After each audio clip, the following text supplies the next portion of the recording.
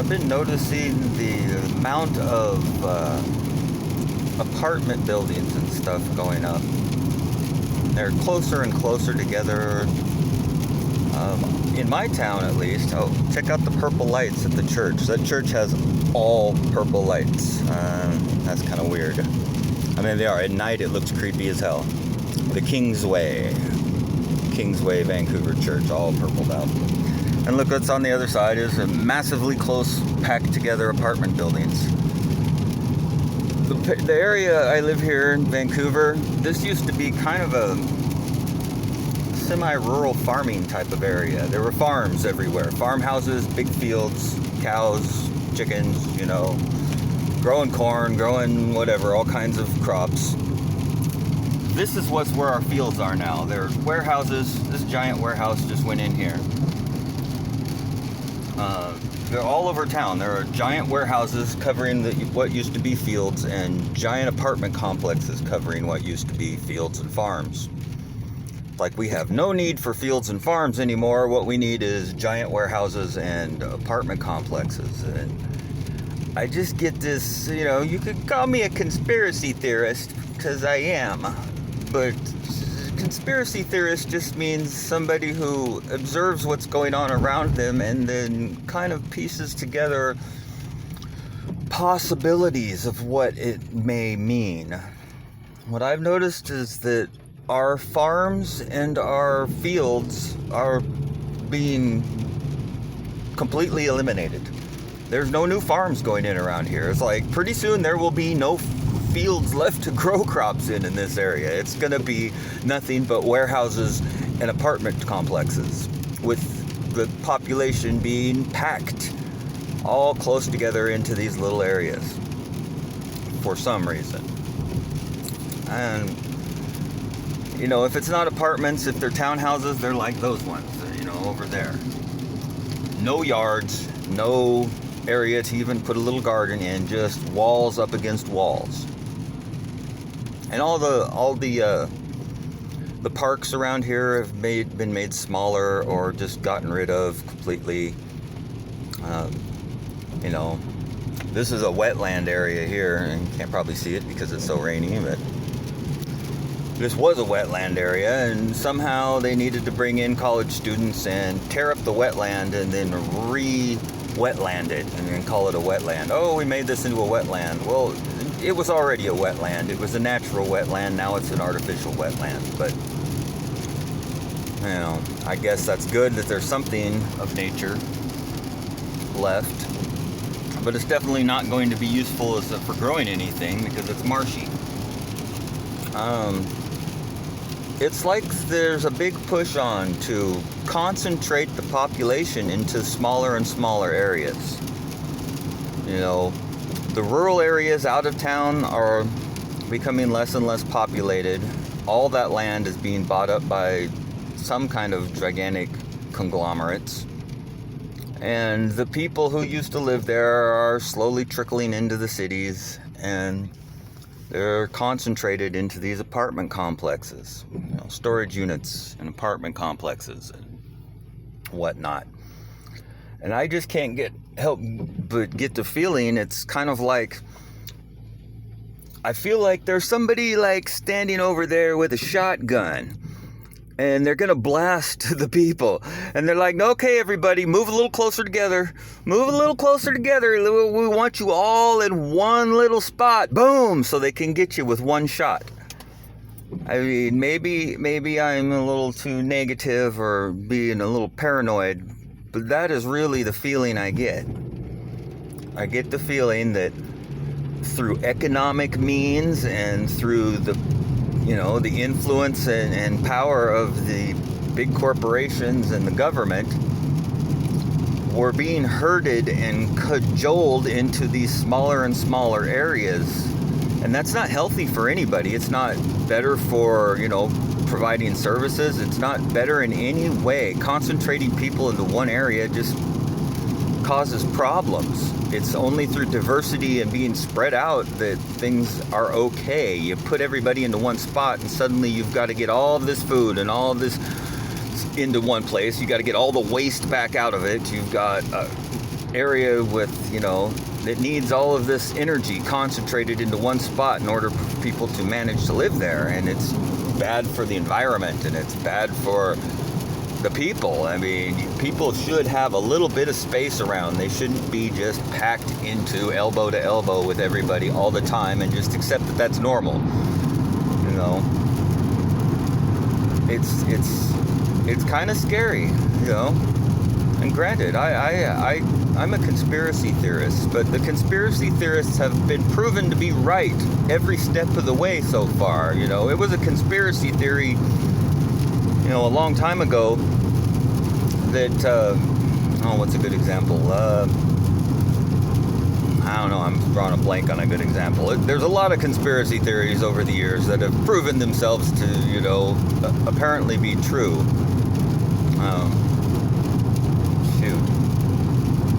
I don't know. Maybe I'll think of an example in a minute here, but we're just being packed into smaller and smaller areas. And the only thing going up is either, if you're really rich, you get a big mansion, a little ways out of town, or on the outskirts of town where there's still some land. And if you're not rich, well, you move into an apartment complex with, 700 other neighbors who probably all have Wi-Fi. So you got, hundreds of other Wi-Fi signals beaming through you at all times, which is completely BS, I mean, come on. It's the difference between, one Wi-Fi signal getting you at your house if you live in a rural area, or hundreds of Wi-Fi signals beaming through your body if you live in an apartment complex. Now, everybody knows that you can put a whole lot of people can log on to one wireless connection at the same time. But that's not what happens with an apartment complex, because the companies that are running it, the telecoms or whatever, the internet providers, well, they make the most money off of, selling each person their own Wi-Fi setup, their own, little piece of the pie, their own little channel. And that's how they make the most money. So in pursuit of making the most money, we've got the least healthy system possible. I mean, if you live in the same building, should you really need to have 100 different wireless routers all running at the same time to provide internet for the people? And look at that place. Packed. Right next to the state patrol. That's great. Packing everybody into a small area and then putting hundreds and hundreds of Wi-Fis in the same area, that just creates electrical static. I mean, if you think about it, you've got 100 different Wi-Fi signals going through your body 24 hours a day if you live in an apartment complex, which is not a conspiracy theory. That's unhealthy for people. Exposure to these signals is damaging to your mitochondria and whatever else in your body. It's messing people up. This is a known fact. And so when you pack all the people into one little area, you're just concentrating the problem. It just makes it worse. I don't see how anybody could fail to notice that. If exposure to one wireless signal is harmful, then exposure to 100 different ones at the same time is 100 times worse. That's called common sense. That's using plain logic to see how this is bad. It's a bad thing. We should not be packed into little areas like this. It's bad for the people. It's bad for everything. Yet this is what we're doing. We're rushing as fast as we can towards the most harmful way of life possible. And I've been noticing, like, on YouTube, maybe I'm on YouTube too much, but I'm thinking of starting another channel. I'll call it Chronic Commenter, because I comment on a lot of videos. Heck, if you watch my channel and you recognize my name on there, you'll be like, shit, this guy comments on everything. I do. I usually have a comment to make about what I'm doing, about what I see on a video or what I think about it. Because I don't really watch, things that are emotionally charged, or those. I'm into documentary type of stuff. Things that are somehow based in the real world, that provide information that I could possibly use in some way. And where was I going with that? I comment a lot. I don't know. I just, what I see is that people are being packed together. They're just like, I guess it's just, my point is, like I said, like the guy with a shotgun who wants to get all the ducks in one shot. And you're like, okay, all you ducks, move closer together, move a little closer together. Why do they want everybody packed so closely together? It's more difficult to provide services for them. It's less beneficial for people's lives. It's worse psychologically. It causes nothing but problems. And that's exactly what's going on. Any of the rural spaces are being cordoned off with fences and no trespassing and government property and corporate property. And you can't go and just live somewhere. No, that's not a possibility. There is no public land that you could live on. All public lands are basically private now. I mean, sure, it may be public, and then somebody will come out and tell you to leave if you try to camp there. Say you can't afford the ridiculous expensive housing. The expense itself is a part of it, driving the cost of everything up and up and up and up. That's just adds to the problem of anybody having their own space. Nobody can afford it. So, what's that doing for us? I mean, it's not beneficial in any way. It's just putting everybody in one little spot so that the things that harm them are harming more people faster, is what I see. There's no push to, make anything better in this world. It's just made worse and worse as fast as it can possibly be made worse. It kind of lends to that conspiracy theory that the evil that are running the world, somehow their time is coming towards an end, which is good. But before that happens, they're going to try and destroy everything and ruin everybody's lives as much as they can before they get shut off.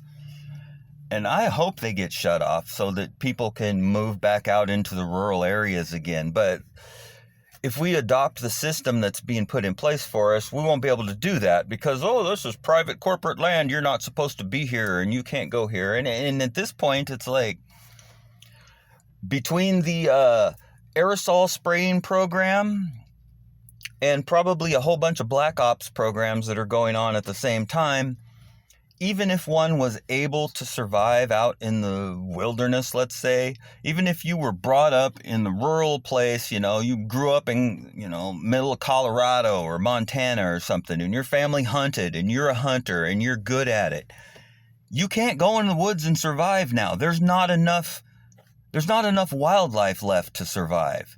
The elk and the deer and the whatever, all the populations of animals is just nosediving fast.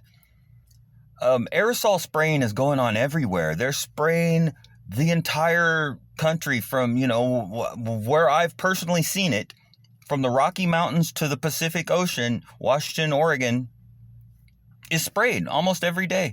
It gets worse, actually, when you go east. You go up towards the more rural areas, eastern Washington and Idaho. Idaho is ruthlessly sprayed, constantly. Every time I've been to Idaho in the last 5-10 years, as I approach that border, I see 10 jets at a time spraying down the mountains above Idaho. And as you drive across Idaho, you'll see wall-to-wall trails, completely trailed out the entire way. I grew up in the rural areas up in the gorge here, and when I was a kid, I have very strong memories of the types of animals there were and what the forest was like. That was my playground when I was a kid, was the forest. I would hear about people from the city being scared. Oh, I'm scared to go into the woods. I'm not scared at all. I grew up in the woods. You're safer in the woods than you are. You're less likely to be eaten by a mountain lion than you are to be mugged and shot when you're in a city. And it's sad. But I really believe that the aerosol spraying isn't just for the people, it's for the animals too. They're destroying the environment so that even if you thought you were going to escape the city and you had the means and the knowledge to survive in the wilderness, you're not going to be able to do it because there will not be enough game for you to hunt to survive on.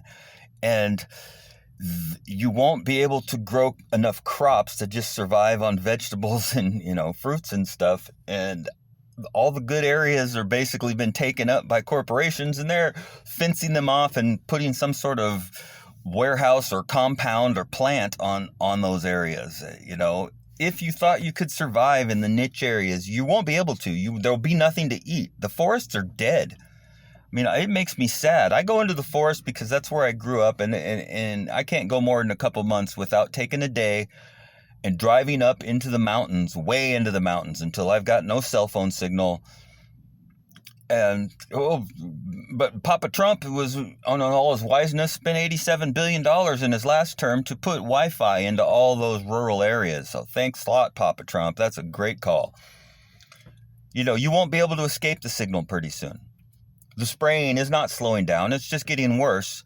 The environment is dead. You go into the woods and it's quiet as a graveyard. It's silent where there used to be, a lot of rustling noises in the bushes and animals and squawks and chirps and tweets and whatever.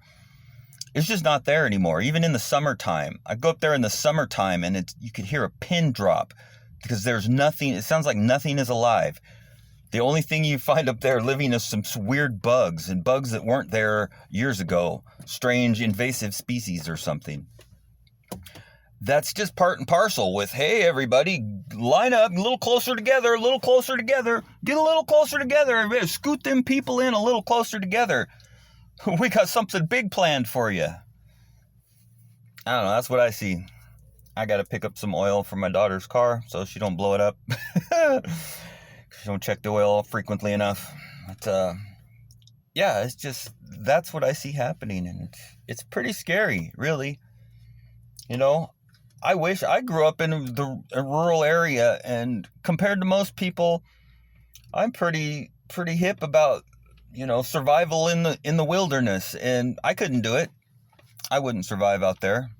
So people that are even less, used to wilderness areas and fending for themselves, they have no chance. I mean, this is a way of just giving people zero chance of survival. So I guess maybe that's their plan, give people zero chance of escaping their lives, escaping the system that they're locked into, and get all the people locked in so the evil can wait their next turn around, and that way when they get loosed again, they'll have everybody already where they want them or something. There's zero logic in it for anybody who wants to see humanity, healthy and free.